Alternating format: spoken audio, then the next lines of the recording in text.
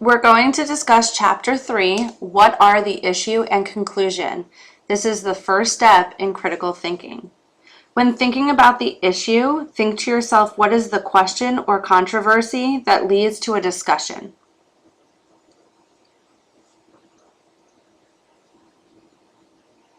The issue is the question or controversy being addressed. Some examples: is Tide the best laundry detergent? Should you get a divorce? Is the economic stimulus package really a spending program? Are sports figures paid too much? When thinking about these questions, think to yourself, is there one right or wrong answer? Descriptive issues are about predictions. They raise questions about accuracy of descriptions of the past, present, or future. And some examples: does aspirin prevent heart disease? Do we have enough money to buy a new car? Are smog control devices effective in preventing pollution? What will the stock market return be for the next decade? So think to yourself when thinking about the predictions, what will be happening? Prescriptive issues are questions of right and wrong. They involve ethics, morals, and values. So, is there too much violence on TV? Should gay marriage be allowed? And what ought to be done about human cloning? So these are some questions to think to yourselves. Are these personal answers? Who is right in their thinking? Or is there one person right in the way they think? How to determine the issue. It may be clearly stated at the beginning or in the title. Sometimes we must look for it within the text. And thinking to ourselves and trying to search the text for answers to the following questions. What is the author reacting to? What is the author's background? And figure it out from the conclusion. Sometimes, again, they are inferred and they're not directly stated. We need to use the text and the text features to help figure this out. How to determine the conclusion. We need to look for a statement or set of statements the author wants us to believe.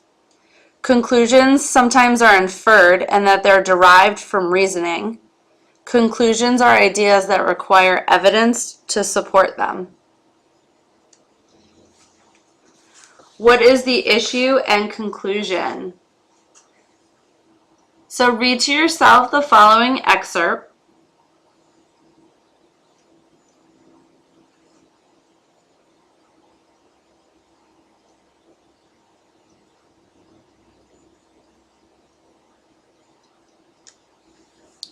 Okay, the issue and conclusion are clearly stated. Using the excerpt that you just read, the issue: will internet filtering software ever have it that easy?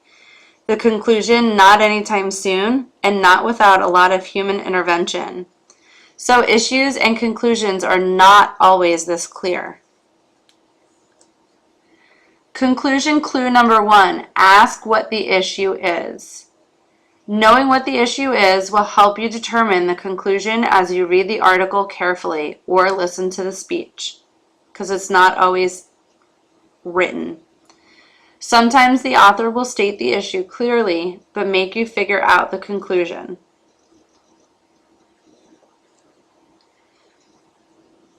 Clue number 2 would be to look for certain indicator words. But we need to be careful because some of these words will appear in other parts of a text or a speech that's not necessarily the conclusion.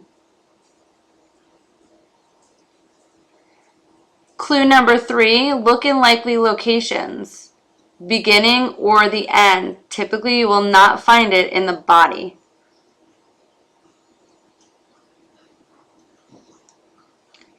Clue number 4, a conclusion is not examples, statistics, definitions, background information, or evidence. All of these help support the conclusion.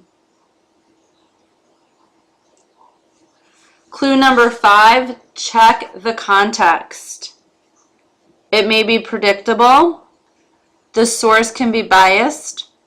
We need to think about the author's background and organization belongs to. Clue number 6, ask the question and therefore. The author may expect you to draw a conclusion from the information provided. This is also common in politics.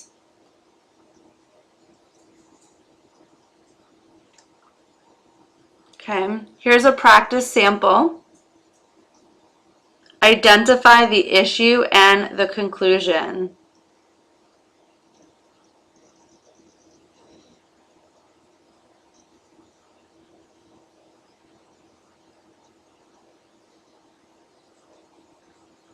Okay, so the solution, issue, should starting times for classes be changed to help students learn?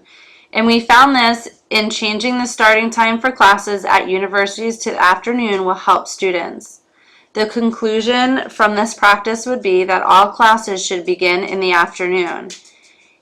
And it was found in the text, for a better college learning environment, all classes should begin in the afternoon. Read this practice set number 2 to yourselves.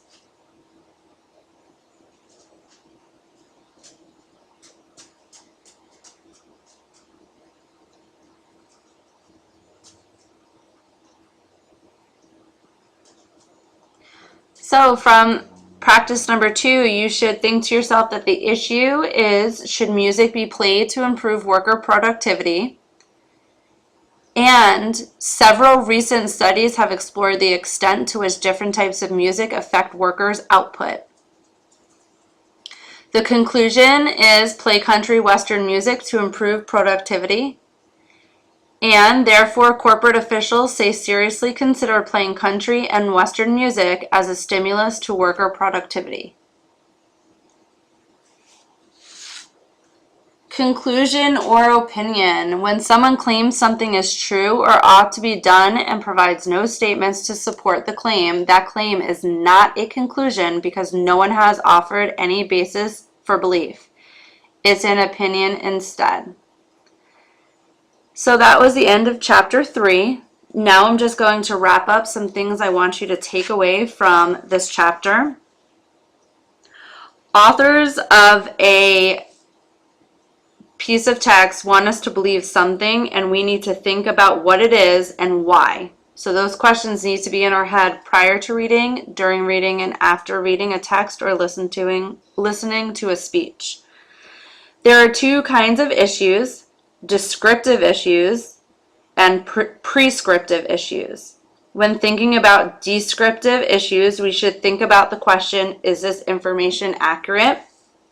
When thinking of prescriptive issues, think to ourselves the question, is it right or wrong? When we're searching for issues, it can be that the author tells us using the actual text. We may need to infer it using clues from the text. When we're inferring, we need to find the conclusion prior to figuring out the issue. And think of the question and the connection between the question and essay or speech. And this will typically be our issue. For the conclusion, it's typically at the end and the message that the writer wants us to walk away with. Think about what are they trying to prove or what is their main point. The conclusion would be the answers to those questions. They are mostly inferred. The clues to help us find the conclusion: what is the issue? Looking for indicator words. Look in likely locations. What is not a conclusion? And check context of author's background, including their biases. So to take away and actually apply this information in our own writing, we need to be clear and concise. We need to know our issue first. We need to take time and plan. Your reasons and conclusions should be easily identified, and we need to be explicit and organized in our writing.